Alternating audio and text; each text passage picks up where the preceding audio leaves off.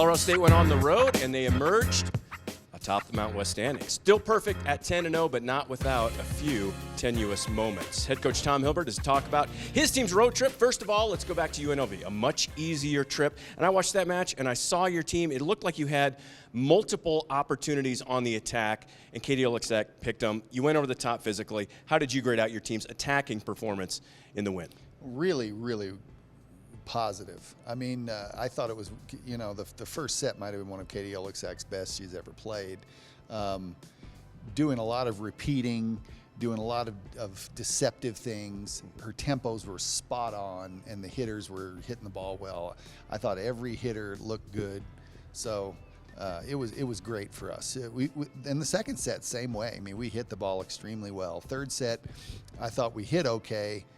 We didn't defend as well, and they had a young lady who number 7 who really went off on us, and we didn't have much chance stopping her, and that was a little disappointing. But you know, one player can't beat us, and I thought we did a good job. Well, that's interesting you pointed out tempo, because maybe that was where I got the impression that your team was so effective, because it looked like you're just physically going over the top of blocks. You're picking and choosing hitting angles, hitting lanes. It was because you're moving a little faster, maybe? Is that where you want to be? That starts with good ball control. Got it. Getting the ball up to the net where Katie can have those options. The other team can't read what you're doing, and then the blocks are separated, and your hitters have alleys to hit into, and that's what was happening. So Colorado State goes on the road to UNLV. They've got the season sweep over them. Now they go to New Mexico, and it's the same old story. Colorado State goes on the road. It's always tough. We've talked about this repeatedly. Nothing comes easy on the road in any conference matchup. This one, you fell down by 2. How did you claw your way back? Well, we went into the locker room, and it was really interesting because New Mexico is a very emotional team, and they play very competitively. They're very tough, and we go in the locker room, they're making a big whooping deal over it, you know what I mean? And I thought our team went in the locker room, they were mad at themselves for playing poorly, but really speaking very logically about, hey, we need to do this, this, and this. And you know, New Mexico was defending us well. Sure. And that tends to be something that you know, can take a team and disrupt them, because they lose patience when they keep getting dug. And New Mexico's libero is excellent. Yes. And so I said, one of the things I know from my experience is if a team's defending you well, you got to hit the ball away from the libero. You got to go from your right side back into zone 1. You got to hit more line shots. You got to just don't let her touch the ball as much. And you know what? The team came out and did what I said. Kind of a strange thing. And we hit more balls down the line. We attacked more balls away from their libero, and I think that made a difference. And then we started getting some momentum, and we got nice cushy leads. And actually, you know, except for one comeback in the 5th set, we had complete control of the match from that point on. Yeah, and you wanted to start that match that way. Okay, you talked about a couple of things in there which we'll try and break down. Let's not focus on the negative, but it has to be addressed. Just, you talk about getting out of system, and then once you actually fight your way out of system, earn some points, and you give it away with an error. Just the service errors are really tough. Bad, really tough in the first set. There's no doubt. That's why we lost that set. You can't do that. And we had some other very untimely ones later on in the match too, but you know, the first set, at least that's a set you write it off and go, you know, we just played very poorly. We had a lot of mistakes there. We won't do that again.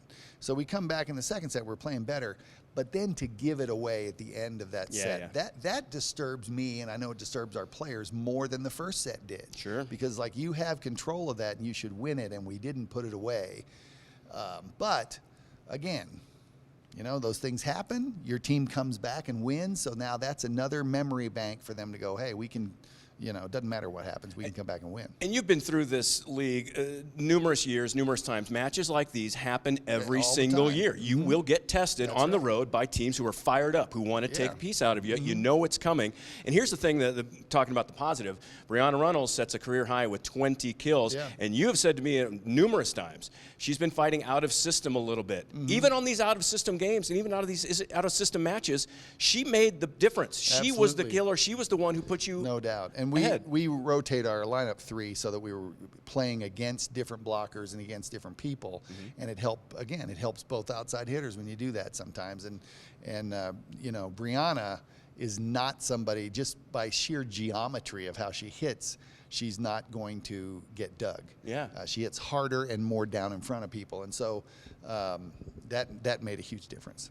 Well, and I like the fact that the growth in her game this year, we saw it from the very opening, and we'll talk about this in our next segment, is the fact that, maybe she didn't show up in that first match, you start going into 5 games, you're not sure, and then obviously you drop the opening match to Duke. But here she is, now she's already getting to the point where she's the one you can count on, she's the one who can use that power, that authoritative swing to bring you out of a really difficult situation. Her growth's been amazing. It's amazing. She's a great player for her age and experience level. She's doing amazing things, and she'll lapse into some mistake stuff every once in a while, but we feel so good about where she's at right now. I just can't tell you.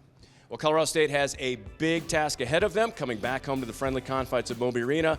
A match against Wyoming on Tuesday, a match against Air Force on Thursday. It's their chance to make a big push for that Mountain West Conference Championship. Don't miss it. Get your tickets at csurams.com. Come back here to Ram Vision for all the recaps next week. See you then, folks.